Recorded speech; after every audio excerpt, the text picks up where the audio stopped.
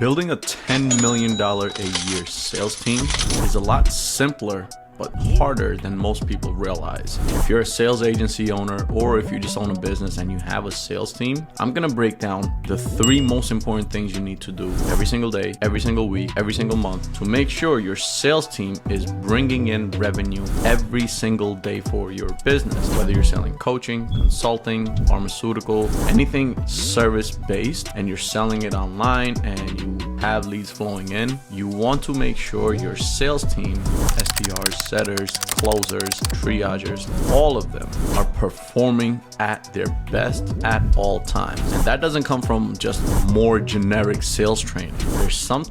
There's a few things you have to do every single day as a leader for them. You are there for their service in order for them to perform at their best and bring you more revenue. And that's what we're gonna break down today. My name is Boz Verk. I run RevenueGrowth.io. We're a sales agency building and managing sales teams and processes for 7 and 8 figure businesses. And we also started partnering with sales reps to build out sales agencies in their particular niches so we can make a lot of money together and grow into multiple different verticals. So if that's something you're interested in, DM me on IG, send me an email, any one of the socials. And aside from that, and that being said, subscribe, like, share, all that good noise.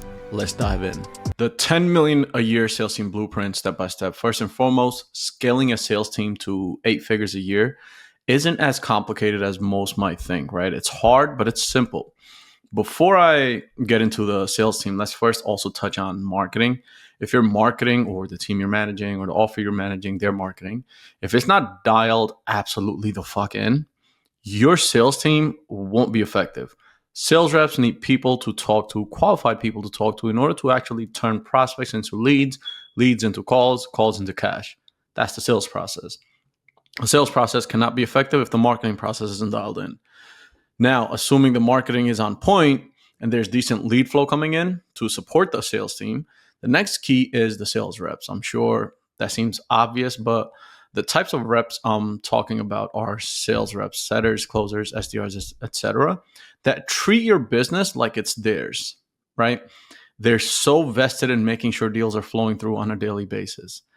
But once you've got some solid sales reps and assuming you've already got a solid offer, now is the time to begin dialing in the 3 pillars, which I believe every single sales team needs to have in order to scale effectively. So let's get into it. Number 1 is proper tracking. If it isn't being tracked, it isn't being improved upon. We will be tracking every KPI for both setters and closers. And I'll give you some examples that we track also. So the new leads coming in, this is for setters. New leads coming in, how many outbound dials, how many pickups, how many quality conversations out of those pickups, how many people they've been following up on a daily basis, how many number of sets, and any additional notes. Okay.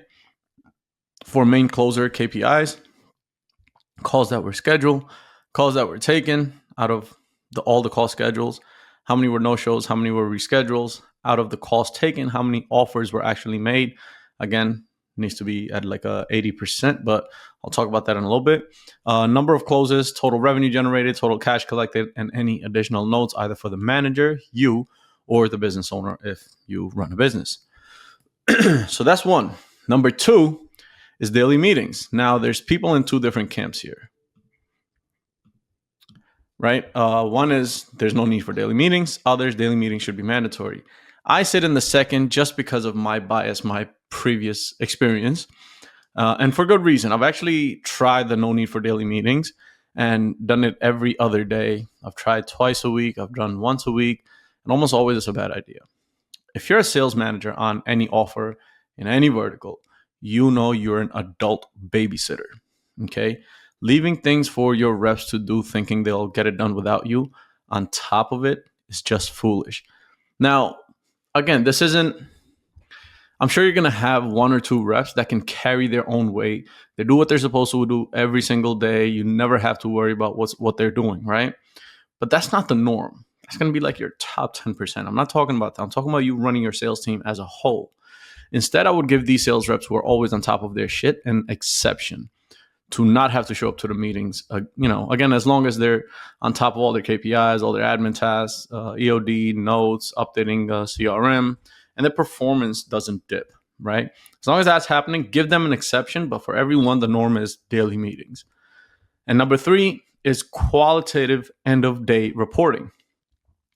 Now, why is this important? Because it allows us to create accurate inputs, right? Information of what's really going on with our sales team.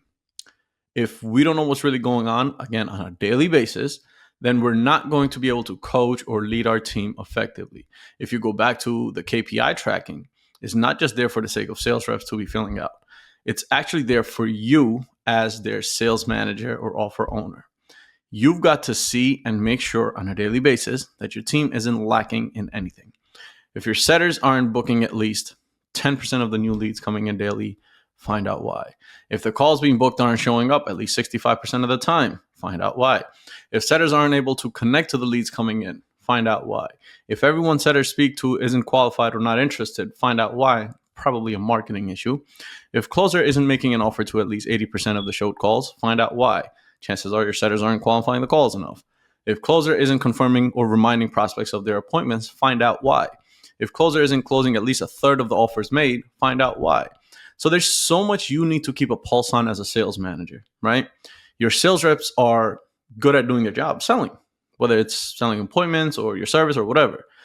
It's your job to make sure the numbers they're reporting are spot on, and then use that data, use those numbers to find out why we cannot improve. More sales, more revenue, more deals, more cash, etc. Right? The more inputs we have, the easier we can locate the bottleneck, if there is one. Sometimes there isn't, right? Sometimes we just need to put more money in marketing and just keep going. And in order to improve any aspect of the business, you first have to find out the thing that's keeping it from improving, the bottleneck or the problem. And the key to finding solutions is to first be crystal clear on the problem. Very important. Knowing and doing these effectively allows us to locate that problem. Now, quick note on sales leadership. Sales teams will never exceed the level in which they are led. Meaning, if they're underperforming or not doing what they're supposed to, you are the one to take responsibility. As a business owner, you have to lead your team into the 7 and 8 figure territory. You're the one that has to pick the right management, the right reps, etc. Especially true if you're running a sales agency, because the business owners are hiring you and your agency to lead their sales team. A big reason for this is sales teams run off of inspiration and team spirit, right? Like think sports. A salesperson is the only person in your company that cannot perform if not inspired, right? Very hard to see salespeople performing off of data. For both my internal teams as well as the teams I've managed, I can tell you if your spirit as a leader or your energy isn't truly in it, your sales teams won't be either, right? They're going to match it. So you have to face this reality. Trying to have the benefits of a sales team without the necessary work required to get it working is a recipe for a disaster. So again, to sum it up again, how do you lead your sales team? We lead them through inputs, right? And think of inputs like feedback. We want to keep a strong, rapid pulse, rapid feedback loop. And there's 2 types, quantitative, qualitative. Keep these in control. Make sure everything is being done every single day. And you will eventually hit one milestone after the other, whether you're trying to hit 100K a month, 1 million a month, 10 million, whatever it might be. You will end up hitting those as long as you're consistent with these 3 pillars. And that's it for this one. I'll see you on the next one. Peace.